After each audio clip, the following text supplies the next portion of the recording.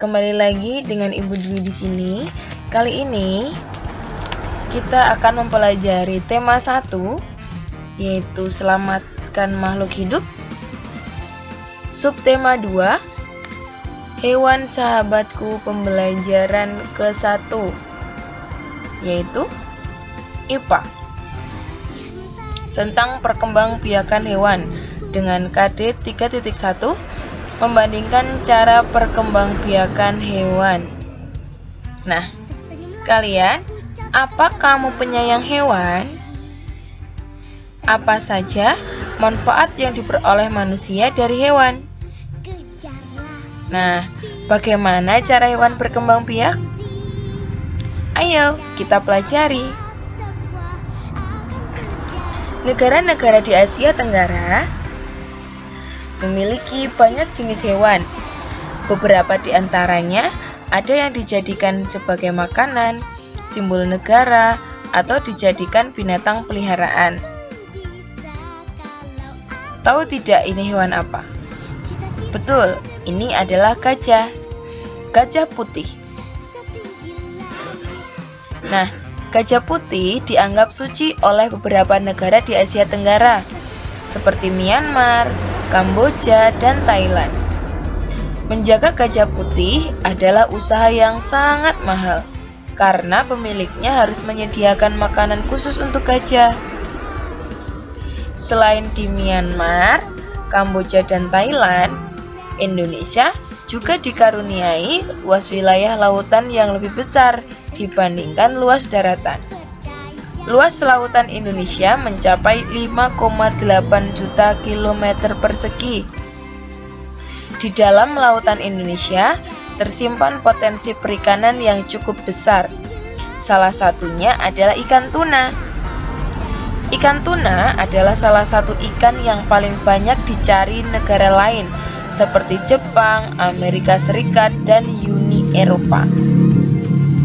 Nah, tahukah kalian ini burung apa ya? Ya, betul sekali. Ini adalah burung takurdahan. Burung ini hidup di Malaysia. Dan burung ini termasuk hewan yang dilindungi oleh negara. Nah, coba perhatikan gambar ini. Coba lengkapi diagram kalian dengan hewan-hewan berikut. Kita lihat diagramnya ya. Ini dia diagramnya. Ada yang beranak dan bertelur.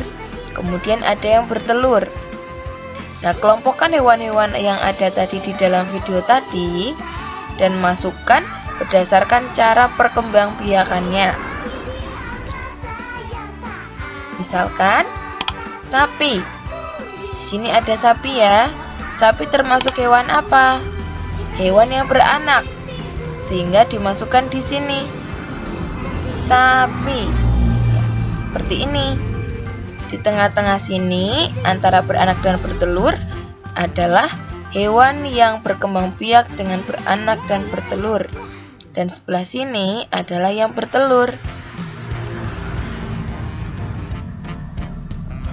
Nah, agar kalian lebih paham, perhatikan materi berikut. Kucing, ular, ayam, dan hewan yang lainnya pasti memiliki kemampuan untuk berkembang biak. Dengan berkembang biak ini, hewan dapat melestarikan jenisnya.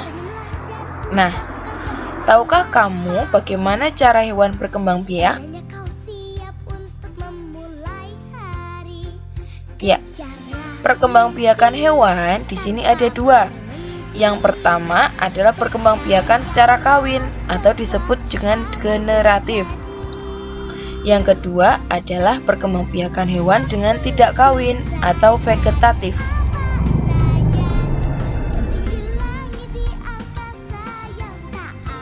Perkembangbiakan kawin atau generatif di sini, yang pertama bertelur, disebut juga dengan ovipar, yaitu hewan yang berkembang biak dengan cara bertelur, disebut juga dengan ovipar.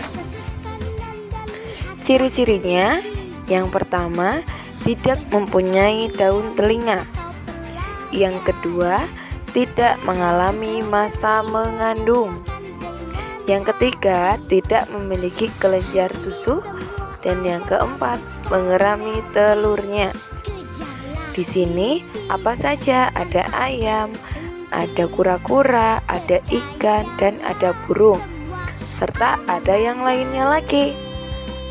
Kemudian yang kedua adalah vivipar, yaitu perkembangbiakan dengan cara melahirkan. Ciri-cirinya apa saja?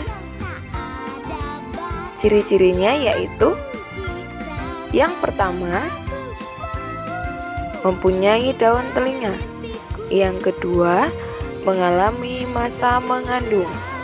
Yang ketiga, memiliki kelenjar susu.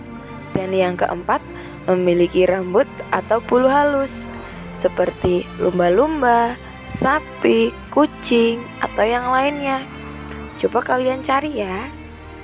Kemudian yang ketiga adalah bertelur sekaligus melahirkan, atau disebut juga dengan ovovivipar.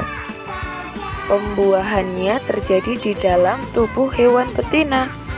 Setelah terjadi pembuahan, di dalam tubuh hewan betina akan terbentuk telur.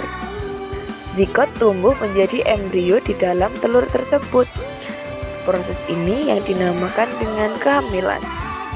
Setelah embrio tumbuh dengan sempurna di dalam telur, induk mengeluarkannya sebagai keturunan baru. Namun kadang-kadang anak yang dikeluarkan masih terbungkus dalam cangkang telur. Nah, contoh hewan di sini adalah ular.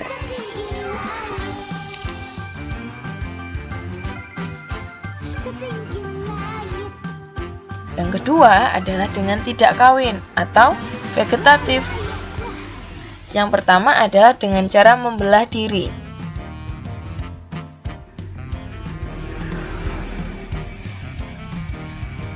Nah, di sini hewan bersel tunggal berkembang biak dengan cara membelah diri, tidak dengan cara kawin. Contohnya amuba ini.